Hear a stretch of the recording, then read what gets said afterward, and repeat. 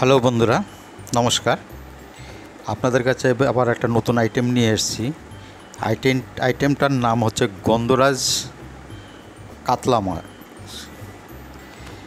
এই গন্ধরাজ কাতলা মাছটা কীভাবে করা হয়েছে, কি কি দেওয়া হয়েছে একটু দেখে নিন। এই মাছটাকে দেখুন, গন্ধরাজ লেবু একটা আছে, আদা কুচনো আছে, লঙ্কা কুচনো আছে। এবার এখানে আছে গোলমরিচ গুঁড়ো।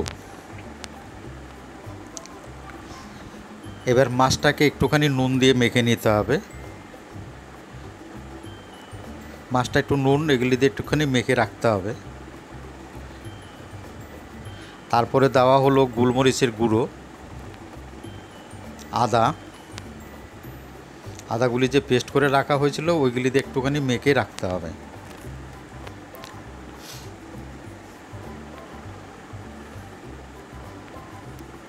এবার দেওয়া হয়েছে ওই যে গন্ধরাজ যে লেবুর তার রস। এটা মেখে একটুখানি সময় একটু ম্যারিনেট করে রেখে দিতে হবে। এবার এটা গোলা হচ্ছে টক দই। এইবার এইটা দেওয়া হলো ওই গন্ধরাজ লেবুটাকে, এই ছালটাকে হালকা করে ওই ঘষুনিতে ঘষে এই ছালটাকে তুলে নেওয়া হয়েছে। ওই সাদাটা দিলে কিন্তু তিতো হয়ে যাবে, সাদাটা না, শুধু ওই সবুজ ভাবটাই দিতে হবে। এটা দেওয়া হলো আদা কুচি। এবার এটাকে ভালো করে মিক্সচার করে নিতে হবে।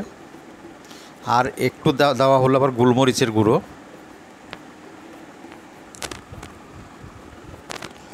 এবার ওটাকে রেডি করে রাখা হলো। এবার কড়াইতে রিফাইন তেল দেওয়া হলো। এবার রিফাইন তেলে মাছগুলি সব একটা একটা করে সব ভেজে নিতে হবে।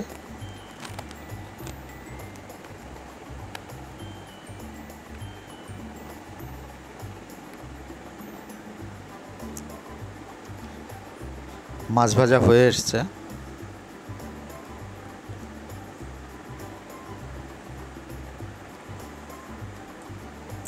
এবার লঙ্কাটাকে একটুখানি ফ্রাই করে নেওয়া হলো।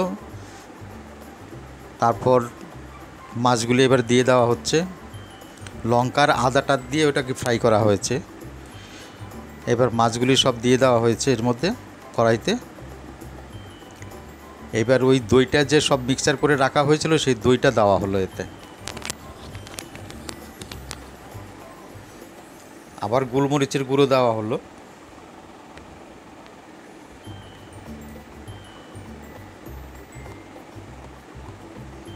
এবার গন্ধরাজ লেবুর তিনটে টুকরো দেওয়া হলো এতে দিয়ে, এবার নুনটা একটু পরিমাণ মতো দিয়ে এটা ঢেকে দেওয়া হলো। আবার একটু লেবুর রস দেওয়া হলো। এটা কিন্তু পুরোপুরি নিরামিষ, মানে এর ভিতরে নিরামিষ বলতে এটা হচ্ছে মানে পেঁয়াজ রসুন এসব কিছু নেই। দেখুন এটা কিন্তু রেডি হয়ে গেছে। এবার যদি এটা আপনাদের খেয়ে ভালো লাগে, লাইক, শেয়ার, কমেন্ট, সাবস্ক্রাইব করবেন আপনারা।